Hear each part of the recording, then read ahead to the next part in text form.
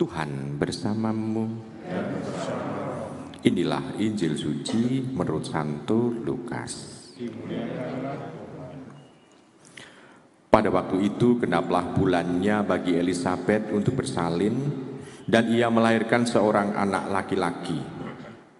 Ketika para tetangga serta sanak saudaranya mendengar bahwa Tuhan telah menunjukkan rahmat-Nya yang begitu besar kepada Elisabet, bersukacitalah mereka bersama-sama dengan dia.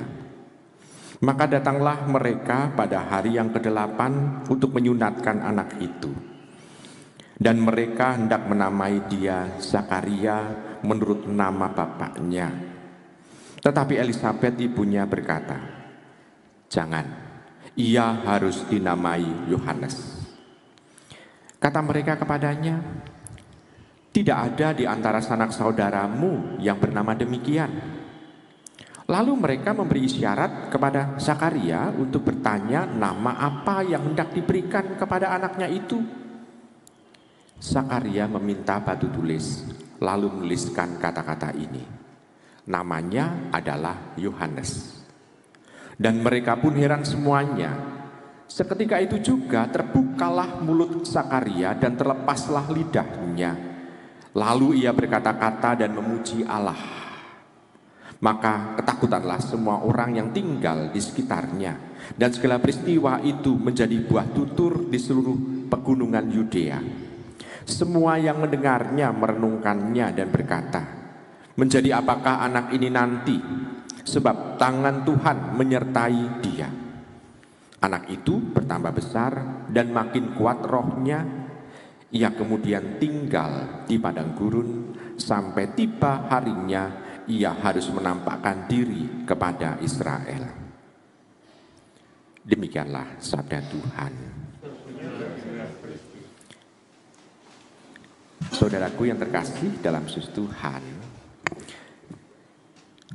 Hari Raya Yohanes Pembaptis ini adalah hari raya yang khusus karena Yohanes Pembaptis bukan pengikut Tuhan Yesus.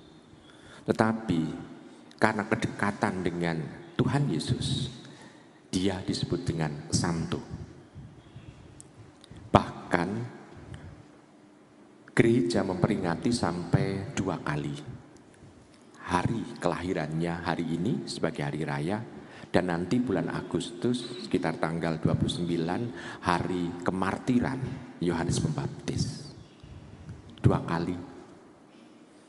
Dan itu adalah tokoh yang dianggap sebagai wakil dari perjanjian lama, sebagai titik temu antara perjanjian lama dan perjanjian baru ada dalam diri Yohanes.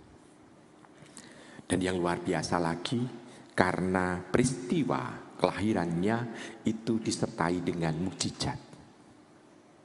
Yang pertama adalah mukjizat Elisabet yang sudah renta, sudah menapus, sudah sepuh, melahirkan Yohanes.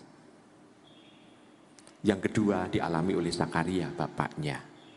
Pada saat pewartaan, dia karena rasa ragu-ragunya dan ketidakpercayaan, dia diberi anugerah untuk bisu. Tetapi pada saat penamaan nama Yohanes, mulutnya terbuka lagi dan bisa berbicara. Ada mukjizat yang menyertai keluarga itu. Dan di situ menampakkan siapa yang dilahirkan, yakni Yohanes. Dan arti Yohanes jelas, yakni Yahweh yang mengasihi, atau Allah yang mengasihi, atau Allah yang penuh belas kasih. Dan situ menampakkan bahwa Allah memang sumber belas kasih pada keluarga Zakaria dan Elisabet. Nah, Ibu Bapak, saudari, saudara terkasih dalam Tuhan, mukjizat demi mukjizat dialami.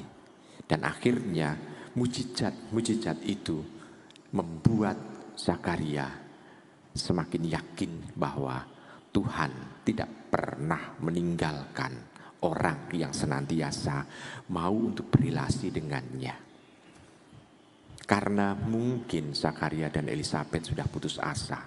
Mereka merasakan bahwa hidupnya itu penuh dengan kutukan. Tetapi ternyata Tuhan menghilangkan pikiran itu. Tuhan menunjukkan kasih-Nya. Nah, Ibu Bapak, Saudari terkasih dalam Tuhan, maka kita bisa melihat, belajar dari keluarga Zakaria dan Elisabet ini, kita bisa belajar bahwa Tuhan menunjukkan belas kasih-Nya itu sesuai dengan waktu. Elisabet bisa melahirkan Yohanes pada saat mereka tua. Padahal kita bisa melihat setiap orang yang memohon kepada Allah menginginkan supaya Allah cepat bertindak.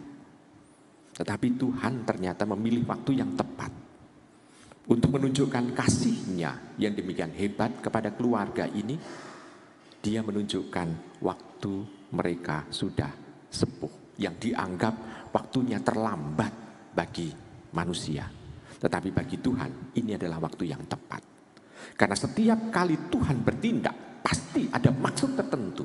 Dan maksud tertentu adalah bahwa anak Zakaria dan Elisabet ini menjadi bentara untuk menunjukkan siapa yang akan diutus kemudian, yang menjadi penggenapan untuk keselamatan.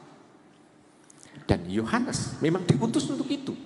Dia menjadi penunjuk dan menyiapkan orang-orang untuk siap menerima kehadiran Tuhan Yesus. Nah, Ibu Bapak, Saudara terkasih, maka kita juga bisa menangkap kalau demikian, setiap anugerah dari Tuhan yang diberikan bukan pertama-tama untuk menyenangkan orang itu, tetapi untuk tugas tertentu yang akan diemban oleh orang tersebut. Jadi Tuhan setiap kali Dia memberikan anugerah, memberikan kurnia, memberikan seolah-olah itu memberikan nama baik kepada orang, ada tujuan tertentu. Dan tujuan tertentu itu adalah untuk maksud Tuhan, bukan untuk kesenangan mereka pribadi. Zakaria dan Elisabet tentu mengira bahwa mereka nggak punya keturunan lagi, cuntel. Kenapa? Karena sebagai imam Zakaria, kalaupun itu Elisabet meninggal, dia tidak boleh menikah lagi. Tetapi ternyata dia masih punya harapan, Yohanes. Dan pada saat Yohanes itu berkarya, Yohanes juga tidak menikah. Nah, Ibu Bapak, Saudara terkasih dalam Tuhan. Jadi kita bisa melihat bahwa rencana Tuhan itu ada maksudnya. Nah sekarang kalau kita selalu memohon kepada Tuhan anugerah, karunia, berarti kalau kita menerima pengabulan doa, berarti ada maksud tertentu dari Tuhan. Bukan pertama-tama untuk memuaskan diri kita, bukan. Tetapi untuk supaya kita itu sanggup untuk meneruskan kasih Tuhan kepada orang-orang yang kita jumpai pula. Karena Tuhan menunjuk kepada kita dengan baptisan yang kita terima, Tuhan mempunyai maksud tersendiri untuk menunjukkan bahwa Tuhan tidak pernah meninggalkan kita. Dan kesaksian inilah yang harus kita wartakan kepada banyak orang. Ibu Bapak, Saudari terkasih dalam Tuhan, Yohanes Pembaptis juga demikian. Dia diberi nama Yohanes, artinya Yahweh yang mengasihi, dan dia menunjukkan aspek pengampunan Allah. Warta yang diberikan oleh Tuhan melalui dirinya untuk mewartakan Tuhan Maha Pengampun. Maka wartanya adalah bertobatlah, siapkan dirimu, luruskanlah jalan, ratakanlah jalan. Di situ kita bisa melihat nama yang diemban oleh Yohanes mau menunjukkan tugas perutusannya. Nah, dari ini kita bisa belajar. Panjenengan mempunyai nama yang masing-masing tentu mempunyai arti tersendiri. Maksud orang tua memberi nama bagi diri kita. Mungkin juga memilihkan nama baptis kita masing-masing. Kalau kita baptis tidur atau baptis bayi. Atau kalau itu orang dewasa, baptis dewasa, tentu Anda mempunyai tujuan tersendiri memilih nama baptis itu. Nah, apakah kita juga sudah menunjukkan secara serius arti nama itu dalam sikap, tindakan, tingkah laku kita, sehingga setiap orang bisa melihat nama baik kita.